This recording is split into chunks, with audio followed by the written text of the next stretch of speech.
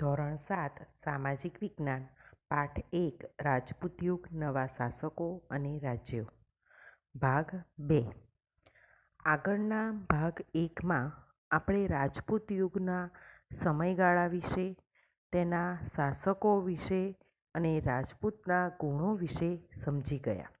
એટલે કે રાજપૂત યુગનો સમયગાળો એટલે કે ઈસવીસન 700 થી 1200 વચ્ચેના 500 વર્ષના સમયગાળા દરમિયાન જે પણ શાસકો આવ્યા તે રાજપૂત શાસકો કહેવાયા. અને રાજપૂતોના ગુણો વિશે એટલે કે તેની નીડરતા વિશે અને તે જે રીતે કાર્ય કરતા હતા તેના વિશે આપણે સમજી ગયા.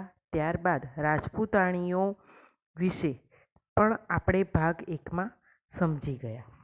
હવે આગળ આપણે રાજપૂત યુગ એટલે કે કઈ રીતે આ યુગની શરૂઆત થઈ અને ત્યાર પછી કયા કયા શાસકો આવ્યા, કયા કયા રાજ્યો બન્યા, એના વિશેની માહિતી આપણે આ પાઠમાં મેળવવાની છે. હવે રાજપૂત યુગ એટલે કે ભારત દેશ ઉત્તર ભારત અને દક્ષિણ ભારત એટલે કે ઉત્તર ભારત અને દક્ષિણ ભારત એમ બે ભાગમાં વહેંચાયેલો છે.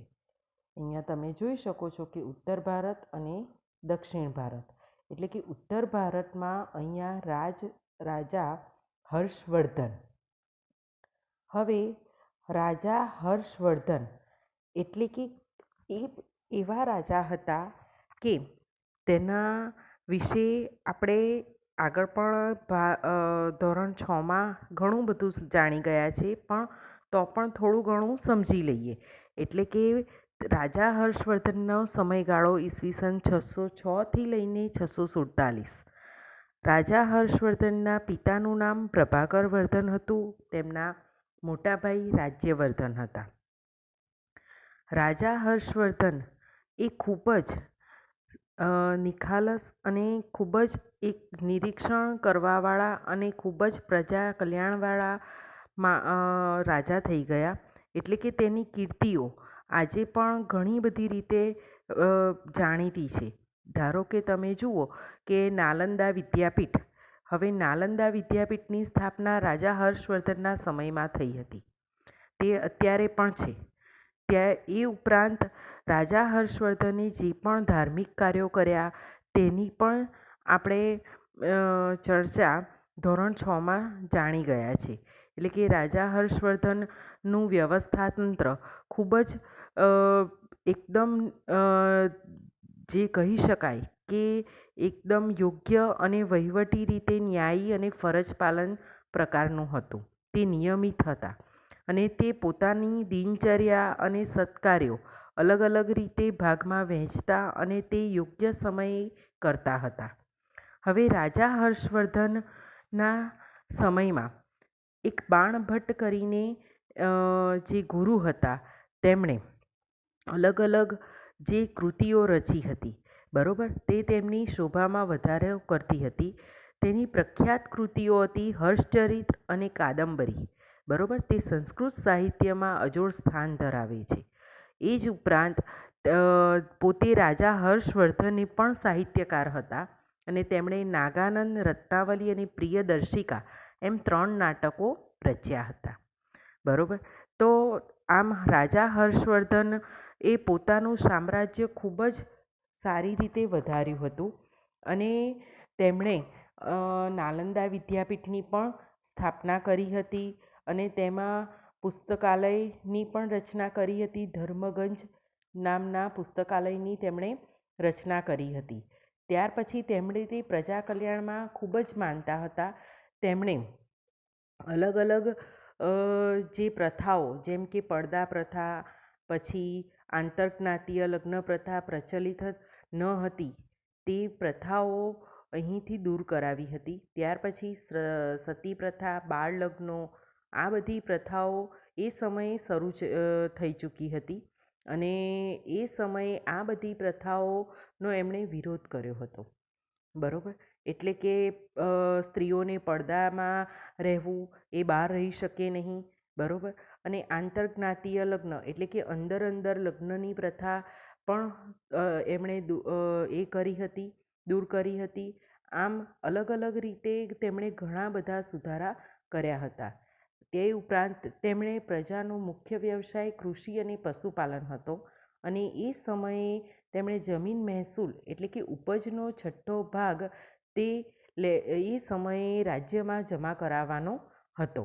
આમ તેમણે પોતાના સામ્રાજ્યનો ખૂબ જ સારી રીતે વધારો કર્યો હતો. ત્યારબાદ આ રાજા હર્ષવર્ધન જે દક્ષિણ ભારતના રાજા હતા, જે પુલકેશી બીજા, તો પુલકેશી બીજાનો જે રાજા હતા એમની સાથે તેમનું યુદ્ધ થયું અને એ સમયે રાજા હર્ષવર્ધનની હાર થઈ અને પછી તેમનું મૃત્યુ થયું. હવે તેમના મૃત્યુ પછી રાજા હર્ષવર્ધનના મૃત્યુ પછી ઉત્તર ભારતના જે રાજ્યો છે એ રાજ્યને અલગ અલગ ભાગમાં વહેંચવામાં આવ્યા. આમ રાજા હર્ષવર્ધનનું જે સામ્રાજ્ય છે એમ એ કુલ 7 રાજ્યોમાં વહેંચવામાં આવ્યું. અહીંયા તમને ઉત્તર ભારતના રાજ્યો વિશેના નામ આપેલા છે, જેમાં જે આ રાજા હર્ષવર્ધનનું સામ્રાજ્ય હતું તે તેમના મૃત્યુ પછી તે રાજ્યોને અલગ અલગ ભાગમાં વહેંચવામાં આવ્યા અને અહીં 7 રાજ્યો તમને આપેલા છે. તો આ ઉત્તર ભારતના રાજ્યોમાં કનોજનું ગઢવાલ રાજ્ય, બુંદેલખંડના ચંદેલો, માળવાનું પરમાર રાજ્ય, અણહિલવાડનું ચાલુક્ય સોલંકી રાજ્ય, દાહલનું ચેદી રાજ્ય, શાકભરીનું ચૌહાણ રાજ્ય, ગોહિલ રાજ્ય. આમ ઉત્તર ભારતના રાજ્યો આમ 7 રાજ્યોને વહેંચણી કરવામાં આવી. એટલે અહીંયાથી રાજપૂત યુગ ઉત્તર ભારત અને દક્ષિણ ભારત એમ અલગ ભાગ પડ્યા અને ઉત્તર ભારતનું જે રાજા હર્ષવર્ધનના મૃત્યુ પછીનું સામ્રાજ્ય હતું એ અલગ અલગ ભાગમાં વહેંચવામાં આવ્યું, એટલે કે નાના નાના રાજ્યોમાં વિભાજિત કરવામાં આવ્યા. હવે તમારે અહીંયા આ જે પણ રાજ્યો છે એ રાજ્યોની વિશેની માહિતી, તેમના શાસકો વિશેની માહિતી તમારે અહીંયા મેળવવાની છે. હવે અહીંયા આ રાજ્યો છે એના નામ પણ તમારે ખાસ યાદ રાખવાના જ રહેશે, એટલે કે તમે પ્રશ્નોમાં તેના જવાબો એ લખી શકો. બરોબર. હવે અહીંયા જે ગુર્જર પ્રતિહાર સામ્રાજ્યનું પતન થયું, એટલે કે આ કનોજ જેનું ગઢવાલ રાજ્ય અસ્તિત્વમાં આવ્યું, એટલે કે રાજા હર્ષવર્ધનના જે સામ્રાજ્યના પતન બાદ અલગ અલગ વિભાજિત રાજ્યો થયા અને ત્યાર પછી આ કનોજનું ગઢવાલ રાજ્ય પહેલું અસ્તિત્વમાં આવ્યું. હવે આ કનોજનું ગઢવાલ રાજ્ય છે તો એના વિશે આપણે પહેલાં માહિતી મેળવીએ. તો કનોજનું ગઢવાલ રાજ્ય છે તેનો સ્થાપક કોણ હતા? ચંદ્રદેવ શાસક, એટલે કે ગઢવાલ રાજ્યના સ્થાપક ચંદ્રદેવ હતો. હવે તેમણે કનોજ સિવાય કાશીને પણ બીજી રાજધાની બનાવી હતી અને આ વંશમાં મદનચંદ્ર અને ગોવિંદચંદ્ર જેવા શાસકો હતા. એટલે કે મદનચંદ્ર અને ગોવિંદચંદ્ર જેવા શાસકો ગઢવાલ રાજ્યમાં હતા અને તેમણે એ રાજ્યનું સ્થાપક કોણ હતો? ચંદ્રદેવ. અને બીજા 2 શાસકોના નામ અહીંયા આપેલા છે, મદનચંદ્ર અને ગોવિંદચંદ્ર. હવે આ જે ગોવિંદચંદ્ર રાજા હતા એ ખૂબ જ પ્રતાપી અને પરાક્રમી રાજા હતા. તેમણે મોહમ્મદ ગઝનીના આક્રમણને અટકાવ્યું હતું અને અનેક બૌદ્ધ વિહારોના જીર્ણોદ્ધાર કર્યા હતા. એટલે કે એ સમયે જે બૌદ્ધ હતા એ અલગ અલગ જગ્યાએ પોતાના સ્થાપકો એટલે કે જે મંદિરો બાંધતા હતા તેમણે સ્થાપના કરાવી હતી. બરોબર. એટલે કે જે આ ગોવિંદચંદ્ર રાજા હતા તે ખૂબ જ પ્રતાપી અને પરાક્રમી રાજા હતા. ઉત્તર ભારતના અન્ય શાસકોમાં હવે આગળ બુંદેલખંડના ચંદેલો, એટલે કે બુંદેલખંડના ચંદેલો કોને કહેવામાં આવે છે? તો ચંદ્ર પરથી એટલે કે ચંદ્રથી ઉત્પન્ન થયેલ મનાતા ચંદ્રતે નામના ઋષિના વંશજો. ચંદેલો કોને કહેવામાં આવે છે? તો ચંદ્રથી ઉત્પન્ન થયેલા મનાતા ચંદ્રતે ઋષિના વંશજોને ચંદેલ કહેવામાં આવે છે. રજપૂતોની 36 શાખાઓમાં ચંદેલોની ગણતરી કરવામાં આવે છે. હવે આ વંશના શરૂઆતના રાજાઓ કનોજના જે ગુર્જર પ્રતિહાર વંશના સામંતો જેવા હતા. ચંદેલ રાજવંશની સ્થાપના નન્નુક નામના રાજાએ ઈસુની 9મી સદીની પ્રથમ સદી દરમિયાન કરી હતી અને એનું મુખ્ય મથક ખજુરાવાહક એટલે કે અત્યારનું ખજુરાહોનું મંદિર, જે ક્યાં આવેલું છે? મધ્યપ્રદેશમાં આવેલું છે. અહીંયા તમને ખજુરાહોનું મંદિરનું ચિત્ર બતાવવામાં આવ્યું છે. તો આ ખજુરાહોનું મંદિર મધ્યપ્રદેશમાં આવેલું છે. હવે બુંદેલખંડમાં દેવગઢ અને ઝાંસીની વચ્ચે છતપુર રાજ્યમાં આવેલું હતું અને નન્નુક પછી એનો પુત્ર વાકપતિ ગાદીએ આવ્યો. હવે આ વાકપતિ અને જયશક્તિ અને વિજયશક્તિ નામના 2 પુત્રો હતા અને તેમાં જે જયશક્તિ અને જે જેજા તરીકે ઓળખાતો હતો, જેથી આ ચંદેલોને જેજાક ભુક્તિના નામે ઓળખવામાં આવ્યા. એટલે કે જે નન્નુક પછી તેનો પુત્ર વાકપતિ ગાદીએ આવ્યો અને વાકપતિની ને જયશક્તિ અને વિજયશક્તિ નામના 2 પુત્રો હતા અને આમ આ જે જયશક્તિ હતો તેના નામ ઉપરથી જેજાક એટલે કે જેજા તરીકે ઓળખાતો, તેના નામ ઉપરથી ચંદેલોને જેજાક ભુક્તિના નામે ઓળખવામાં આવે છે. એટલે તમને અહીંયા પ્રશ્ન થાય કે જેજાક ભુક્તિ નામ કઈ રીતે પડ્યું? તો એનો ઉત્તર આ પ્રમાણે થશે. બરોબર, ખ્યાલ આવ્યો કે ચંદેલોનું નામ કઈ રીતે પડ્યું અને આ રીતે જેજાક ભુક્તિ નામ અસ્તિત્વમાં આવ્યું. હવે અહીંયા જે આ બુંદેલખંડના ચંદેલો હતા, જે પાછળથી જેજાક ભુક્તિના નામથી ઓળખાયા. હવે આ રાજ્યમાં યશોવર્મા, કીર્તિવર્મા અને પરમાલ જેવા બીજા મહાન શાસકો પણ થઈ ગયા. બરોબર, એટલે કે યશોવર્મા અને કીર્તિવર્મા એ બુંદેલખંડના જ બીજા શાસકો હતા. હવે ભારતના ઇતિહાસમાં ચંદેલ વંશનું ખૂબ જ મહત્ત્વ છે, કેમ કે ત્યારે તે સમય દરમિયાન ખજુરાહોનું મંદિર, પછી કાલિંજર અને મહોબા વગેરે જેવા મુખ્ય નગરો પણ અસ્તિત્વમાં આવ્યા હતા અને ખજુરાહોનું મંદિર પણ અહીંયા એ સમયે મધ્યપ્રદેશમાં બનાવવામાં આવ્યું હતું. હવે આ તીર્થ સ્થાન પણ ખૂબ જ પ્રખ્યાત છે, જે અહીંયા તમે ચિત્રમાં જોઈ શકો છો ને જે અત્યારે પણ છે.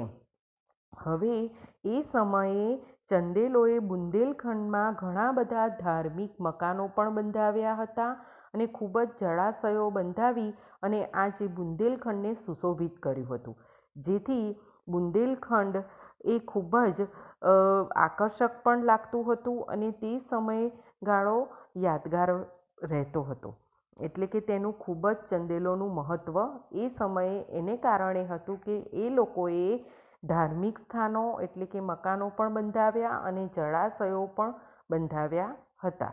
એટલે કે બુંદેલોમાં જે બુંદેલખંડમાં આ ચંદેલ હતા તે આ કાર્યોને કારણે તેમનું મહત્ત્વ ખૂબ જ છે. હવે આપણે આગળ પહેલાં તો કનોજનું ગઢવાલ રાજ્ય જોયું, ત્યાર પછી બુંદેલખંડના ચંદેલો વિશે જોયું અને હવે આગળ માળવાનું પરમાર રાજ્ય એટલે કે માળવાનો પ્રદેશ પ્રાચીન કાળથી અવંતી અને ઉજ્જૈની રાજ્યના તરીકે જાણીતો છે. એટલે કે માળવાનો જે પ્રદેશ હતો તે જૂના સમયે કયા નામથી ઓળખાતો હતો? અવંતી અથવા તો ઉજ્જૈની રાજ્ય તરીકે ઓળખાતો હતો. અને આ જે સમય રાજ્ય તરીકે ઓળખાતો હતો અને ઈસવીસન 820માં કૃષ્ણરાજે પરમાર વંશની સ્થાપના કરી હતી. હવે માળવાના પરમાર વંશની સ્થાપના કોણે કરી હતી? તો કૃષ્ણરાજે કરી હતી. પરમાર વંશમાં સિયક, મુંજ ભોજ એ મહાન શાસકો પણ થઈ ગયા. એટલે કે તમારે જે પણ વંશો હોય તેના સ્થાપકો યાદ રાખવાના, અને એ સમયે જે શાસકો થઈ ગયા બીજા, એના નામ પણ તમારે યાદ રાખવા પડશે. એટલે કે માળવાના પરમાર વંશમાં કયા શાસકો થઈ ગયા? સિયક, મુંજ અને ભોજ જેવા મહાન શાસકો થઈ ગયા. આમાં જે ભોજ રાજા હતા, એ ભોજ રાજા એ ખૂબ જ શક્તિશાળી અને પરાક્રમી રાજા હતા, અને તે ખૂબ જ લોકપ્રિય રાજા તરીકે પણ ઓળખાતા હતા. કેમ? તો રાજા ભોજે ધારા નગરીમાં એક મહાશાળાની સ્થાપના કરી હતી. રાજા ભોજ શા માટે ગણાતા હતા? તો રાજા ભોજ, અહીંયા તમને ચિત્ર પણ આપવામાં આવ્યું છે. તો આ રાજા ભોજ એ લોકપ્રિય કેમ ગણાતા હતા? તો તેમણે ધારા નગરીમાં મહાશાળાની પણ સ્થાપના કરી હતી. ફરતી ટેકરીઓની વચમાં તેમણે સુંદર નગર ભોજપુર, કે જે હાલનું ભોપાલ નામનું નગર વસાવ્યું હતું. કોણે વસાવ્યું હતું? રાજા ભોજે. એટલે તમારે યાદ રાખવું હોય તો કઈ રીતે યાદ રાખી શકાય? રાજા ભોજ, ભોજપુર અને હાલનું ભોપાલ. આમ આ રીતે તમે 3 ભોજપુરથી ના નામ પરથી યાદ રાખી શકો. બરોબર. રાજા ભોજે ધારાનગરીમાં મહાશાળાની સ્થાપના કરી. ફરતી ટેકરીઓની વચ્ચે ભોજપુર નામનું નગર વસાવ્યું, જે હાલનું ભોપાલના નામે ઓળખીતું છે. જેને કારણે રાજા ભોજ લોકપ્રિય અને આદર્શ રાજા તરીકે ઓળખાયા. હવે ત્યાર પછી આગળ આવશે ચૌહાણ કે ચાહમાન વંશ. એટલે કે ચૌહાણ કે ચાહમાન વંશની સ્થાપના કોણે કરી? હવે ચૌહાણ કે ચાહમાન એક વંશના અનેક રાજપૂત સરદારો ગુજરાત અને રાજસ્થાનના વિવિધ ભાગોમાં રાજ કરતા હતા. બરોબર. એટલે કે એમાંની એક શાખા 8મી સદીમાં સાંભર સરોવર નજીક શાકંભરી, એટલે કે અજમેરની ઉત્તરે આવેલ સાંભર નામના સ્થળે રાજ્ય કરતી હતી. બરોબર. એટલે કે એક શાખા જે હતી, જે એક ભાગ હોય, એ ભાગ આ શાકંભરી જે નામના સ્થળ હતું ત્યાં રાજ કરતી હતી. હવે શાકંભરી એટલે કે ચાહમાન ચૌહાણ વંશનો સ્થાપક કોણ હતો? વાસુદેવ. ચૌહાણ વંશનો સ્થાપક વાસુદેવ હતો. હવે આ વાસુદેવ જે રાજા હતો તેમણે ચૌહાણ વંશની સ્થાપના કરી હતી.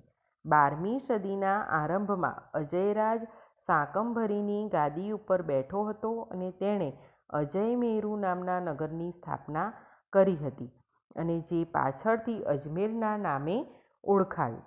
બરોબર. એટલે કે જે આ રાજા હતો તેમણે 12મી સદીમાં જે નગરની સ્થાપના કરી, અને જે પાછળથી અજયમેરુના નામે ઓળખાયું. બરોબર. એટલે કે અજમેરના નામે ઓળખાયું. બરોબર. એટલે આપણે 4 રાજ્યો વિશેની માહિતી મેળવી લીધી. બરોબર. બધાએ વારંવાર પુસ્તકનું વાંચન કરવું અને વિડીયો પણ જોવા, જેને કારણે આ રાજ્યોના સ્થાપકો અને શાસકો વિશેની માહિતી તમે સમજી શકો. હવે ત્યાર પછી આગળ આપણે અણહિલવાડનું ચાલુક્ય એટલે કે સોલંકી રાજ્ય. હવે સોલંકી રાજ્ય વિશે માહિતી મેળવતા પહેલાં જ પ્રશ્ન આપણને થઈ જાય કે ભાઈ સિદ્ધરાજ જયસિંહ. સિદ્ધરાજ જયસિંહ એ કોણ હતા? તો તેમનો જન્મ પાલનપુરમાં થયો હતો. બરોબર. હવે સિદ્ધરાજ જયસિંહ રાજા વિશે લગભગ બધાને ખ્યાલ પણ હશે જ, કે સિદ્ધરાજ જયસિંહની વાર્તા પણ, રાજા મિનળદેવીની વાર્તા પણ આપણે સાંભળી પણ હશે ને ભણી પણ ગયા હશો. બરોબર. તો ગુજરાતના સોલંકી રાજા સિદ્ધરાજ જયસિંહની રાજકુંવરીના લગ્ન ચૌહાણ વંશના અણોદ્ધાર રાજા સાથે કરવામાં આવ્યા હતા, અને તેના પુત્ર કોણ હતું? ચૌહાણ વંશના અણોદ્ધાર રાજા સાથે સિદ્ધરાજ જયસિંહની રાજકુંવરીના લગ્ન થયા હતા, અને તેમનો પુત્ર સોમેશ્વર ચૌહાણ હતો. હવે સોમેશ્વર ચૌહાણ ગાદીએ આવ્યો અને તેના પછી તેનો પુત્ર પૃથ્વીરાજ ત્રીજો ગાદીએ આવ્યા. અને આ પૃથ્વીરાજ ત્રીજો ભારતના ઇતિહાસમાં ખૂબ જ અલગ સ્થાન ધરાવે છે. કેમ? તો પૃથ્વીરાજ ચૌહાણની વાર્તા પણ આપણે સમજી ગયા હશે, ધોરણ 6માં આપણે જાણી પણ હશે. બરાબર. હવે પૃથ્વીરાજ ચૌહાણ એ ઈસવીસન 1191માં થાણેશ્વર અને કરનાલ વચ્ચે આવેલા તરાઈના મેદાનમાં સિહાબુદ્દીન ઘોરીને પૃથ્વીરાજ ચૌહાણે સજ્જડ હાર આપી હતી. બરાબર. કઈ સાલમાં? ઈસવીસન 1191માં. બરાબર. ક્યારે? કઈ જગ્યાએ? તો થાણેશ્વર અને કરનાલ વચ્ચે આવેલા તરાઈના મેદાનમાં. કોને હાર આપી હતી? તો સિહાબુદ્દીન ઘોરીને. તે પછી 1192માં પૃથ્વીરાજની હાર થઈ અને દિલ્હીના તખ્તા ઉપર મુસ્લિમ સત્તાનો ઉદય થયો. બરાબર. એટલે કે જે પૃથ્વીરાજ ચૌહાણની હાર થઈ અને પછી દિલ્હી સલ્તનતની શરૂઆત થઈ. પરંતુ આપણે આગળ અહીંયા જે સોલંકી યુગ છે એના વિશે પણ હજુ જાણવાનું બાકી છે. તો સોલંકી યુગ જે આ હતો, અણહિલવાડ નામ કઈ રીતે પડ્યું? બરાબર. તો અણહિલવાડ નામ આપણે તેના વિશે જાણવાનું બાકી રહ્યું. તો રાજપૂત યુગમાં ગુજરાતના જે શાસકો વિશેષ સ્થાન ધરાવે છે અને 8મી સદીમાં ગુર્જર જે આ પ્રતિહારોનું રાજ્ય હતું તે સમયે ઈસવીસન 756માં સરસ્વતી નદીના કિનારે વનરાજ ચાવડાએ અણહિલવાડ પાટણની સ્થાપના કરી. હવે આ જે વનરાજ ચાવડા હતા એમણે અણહિલવાડ પાટણની સ્થાપના કરી હતી. તો વનરાજ ચાવડા એટલે કે કૃષ્ણ ભટ્ટના રત્નમાળા પ્રમાણે ઈસવીસન 696માં પંચાસરના ચાવડા વંશના રાજા જયશિખરી અને જે કલ્યાણકના જે રાજા ભુવડ વચ્ચે આક્રમણ થયું અને તેમાં જયશિખરીની હાર થઈ અને તેમના મૃત્યુ પછી તેમની પત્ની જે રૂપવતી હતી, બરાબર, તો એ પત્નીએ એક પુત્રને જન્મ આપ્યો અને ત્યાર પછી તેમનું નામ વનરાજ પાડવામાં આવ્યું.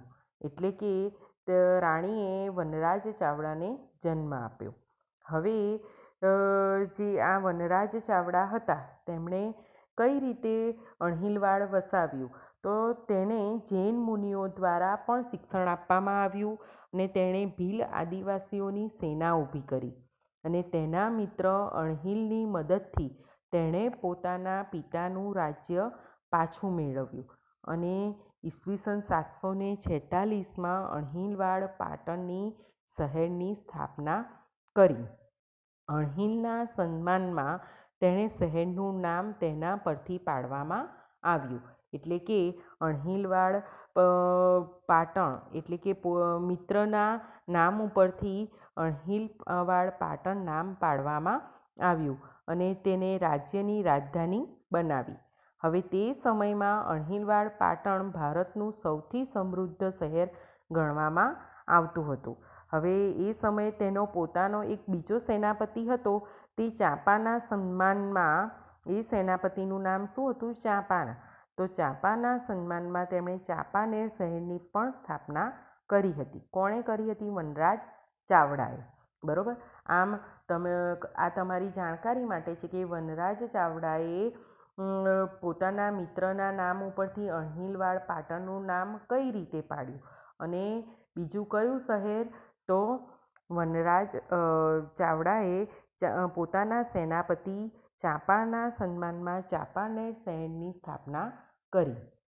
આમ વનરાજના રાજ્યાભિષેકમાં અણહિલવાડ પાટણની સ્થાપના કરવામાં આવી. ત્યાર પછી સોલંકી યુગ ને સુવર્ણ યુગ કઈ રીતે કહી શકાય?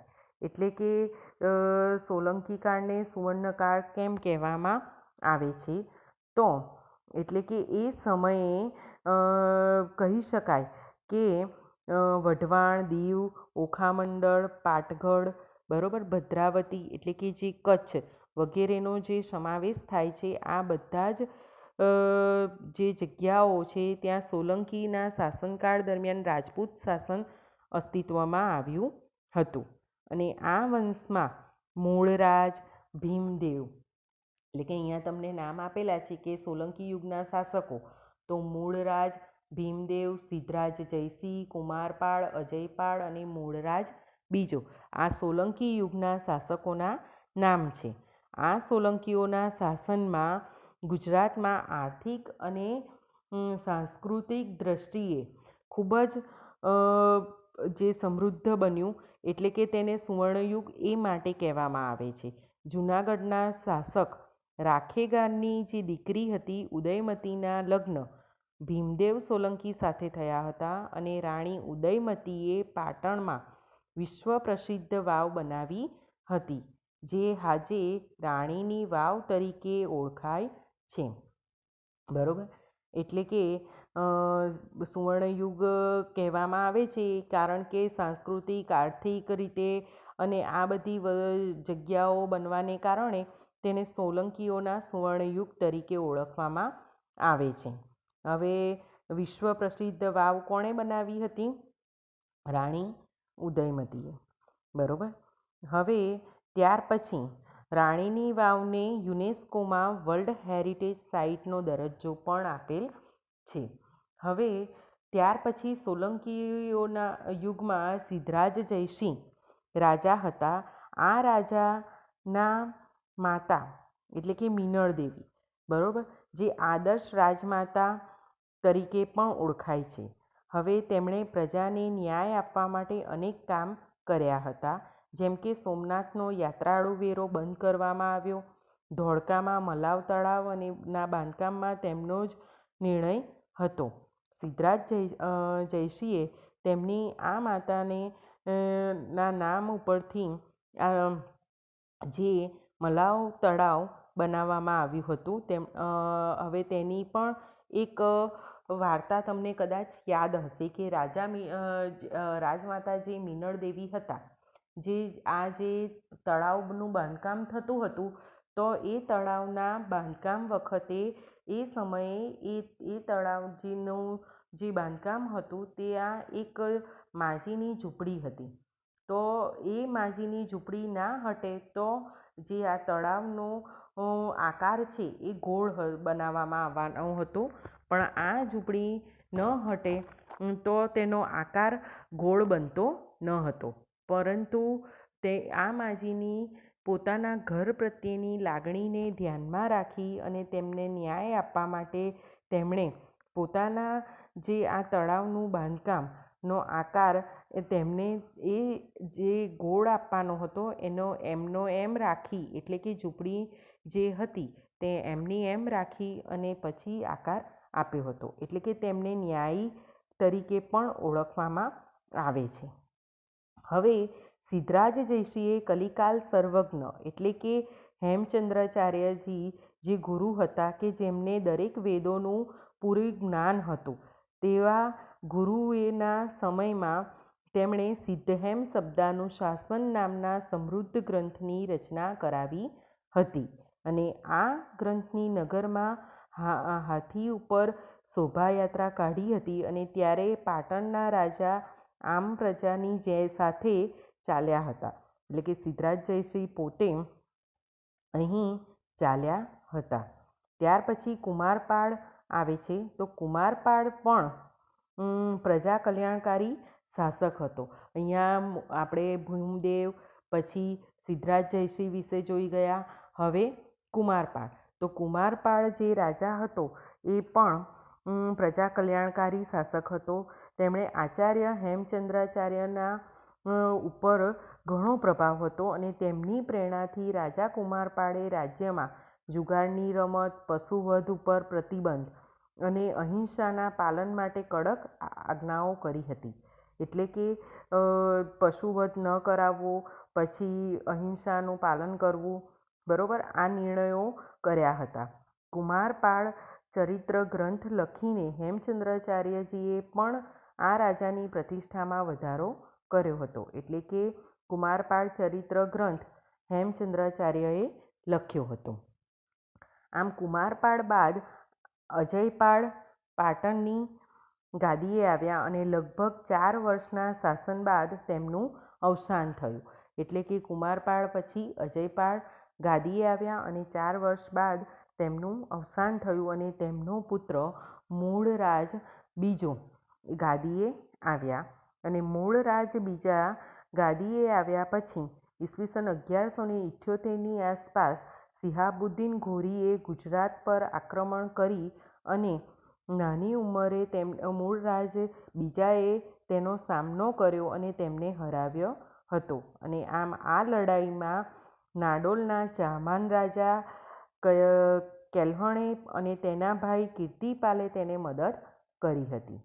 આમ સોલંકીના શાસનકાળ દરમિયાન જે પણ સત્તા નબળી પડી અને તે પછી ગુજરાતની ગાદી પર વાઘેલા વંશનું શાસન આવ્યું અને ત્યાર પછી આ શાસકો સોલંકીઓના વફાદાર સરદાર હતા. તેમની સેવાના બદલામાં સોલંકીઓએ તેમને વાઘેલ ગામ અણોરાજને આપ્યું હતું અને આમ આ ગામના નામ ઉપરથી તેમના વંશજો વાઘેલા કહેવાયા. એટલે કે સોલંકીઓએ વ્યાઘ્રપલ્લી એટલે કે વાઘેલ ગામ અણોરાજને આપ્યું અને તેમના વંશજો વાઘેલા કહેવાયા. આમ મૂળ ચાલુક્ય જાતિના હતા પણ વાઘેલા વંશમાં વીરધવલ, વિસળદેવ, અર્જુનદેવ અને સારંગદેવ વગેરે જેવા શાસકોએ ગુજરાતનું શાસન સારી રીતે ચલાવ્યું હતું અને વીરધવલના શાસનકાળમાં ગુજરાતને વસ્તુપાળ અને તેજપાળ જેવા સમર્થ મંત્રીઓ મળ્યા હતા. હવે આ મંત્રીઓનો પ્રશ્ન પણ તમારા બુકમાં આપેલો છે કે આ મંત્રીઓને કેમ સમર્થ કહેવામાં આવ્યા. તો આ મંત્રીઓના કુનેહને કારણે ગુજરાતમાં મુસ્લિમોનું આક્રમણ અટક્યું હતું. એટલે કે આ મુસ્લિમોએ આ સમયે આક્રમણ કરી શક્યા ન હતા. વાઘેલા વંશના છેલ્લા શાસક કર્ણદેવ વાઘેલાના સમયમાં ઈસવીસન 1304ની આસપાસ ગુજરાતમાં દિલ્હી સલ્તનતની સ્થાપના થઈ. એટલે અહીંયા આપણે જોઈએ કે જે રાજપૂત યુગનો અંત આવવા લાગ્યો અને 8મી સદીના મધ્ય ભાગમાં એ સમયે પાલ વંશનું શાસન થયું અને તેના વંશજો પાલ શબ્દ ઉપર પાછળથી આ વંશને પાલવંશ કહેવામાં આવ્યા અને તેનો જે સ્થાપક હતો એ ગોપાલ નામનો રાજવી હતો. પાલ વંશના પતન બાદ એટલે કે ઈસવીસન 1095માં સેન વંશની સ્થાપના થઈ અને આ વંશમાં વિજયસેન પ્રથમ નોંધપાત્ર રાજા હતા અને તેના પુત્ર બલ્લાલ સેને દાનસાગર અને અદ્ભુત સાગર નામના ગ્રંથની રચના કરી હતી. અને ત્યાર પછી કર્ણદેવ વાઘેલા પાસેથી ગુજરાત જીતી લીધા પછી દિલ્હી સલ્તનતની સ્થાપના થઈ. હવે આ દિલ્હી સુલતાન નાઝીમોની નિમણૂક કરતા તે દ્વારા રાજ્યનો વહીવટ થતો હતો અને ઈસવીસન 1407માં ઝફરખાન કે જે મુઝફ્ફર શાહ નામ ધારણ કરીને સુલતાન બન્યો હતો અને આ વંશમાં બીજા 14 સુલતાનો પણ હતા તેની સાથે કે જે અહમદ શાહ, મહમૂદ બેગડો, બહાદુર શાહ વગેરે જેવા સુલતાનો પણ હતા અને આ પછી મુઘલ કાળની પણ શરૂઆત થઈ. એટલે કે ઇતિહાસમાં રાજપૂત યુગ, દિલ્હી સલ્તનત અને મુઘલ કાળ આ વિશે આપણે આગળના પાઠમાં ચર્ચા કરીશું. હવે આગળના ભાગમાં આપણે દક્ષિણ ભારતના રાજ્યો વિશેની માહિતી મેળવીશું. આજે આપણે ઉત્તર ભારતના રાજ્યો વિશેની માહિતી, તેમના શાસકો વિશેની માહિતી મેળવી. એટલે કે પાઠનું વાંચન ખૂબ સારી રીતે કરશો અને વિડીયો સાંભળશો તો તમને ખ્યાલ આવશે.